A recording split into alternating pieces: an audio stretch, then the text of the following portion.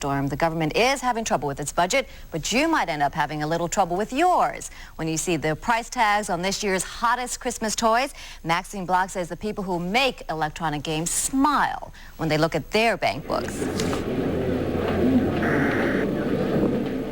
These games may very well be at the top of many Christmas lists. Electronic games being heralded by folks in the trade as this year's holiday bestseller.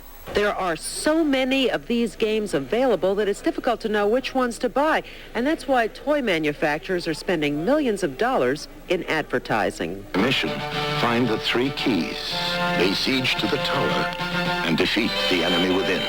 In this battery-operated game, the player uses electronic sounds as clues to get through the maze and steal the treasure. It's being called this year's hot item. I think the hottest item makers are the TV commercials. There's no question about it. The children watch them, and the people know it. The manufacturers know it, and they know what times to put the TV commercials on, and the kids know. Electronic handheld games like this one are also very hot items this time of year. What makes them so popular? Well, the buyers here say the kids like to see the action and the color, and they love hearing the noise.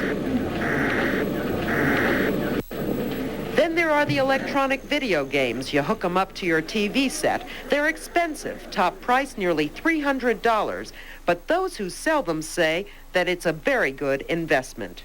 I remember when I was a kid, my father would buy a game for the family, and we'd play it. And back then, it was usually the most expensive game that was purchased for us. Now, of course, times being and things being that they are, the family game is now turned into and around the TV set, it seems. And this is an ideal gift. Everyone can play it. Everyone can get involved. The problem may be too involved. Some argue that players get so hypnotized by these games that they have little time for anything else. I have mixed emotions. I've been looking at the Intellivision and the Atari over there. I have young kids, and I've been thinking about eye-hand coordination and things like that, developing those. But then I've been reading in the paper and seeing on TV the articles of the parents' groups that are against them. And we're thinking it over, looking for a Christmas gift, something useful. Why are parents against them? They say that, I think a lot of the parents say that they're, especially in the arcade parlors, that they're occupying too much of the kids' time, taking their lunch money, things like that. They're kind of expensive. Do you have one? Yeah. Who bought it for you? My mother. Did she say it was a big sacrifice?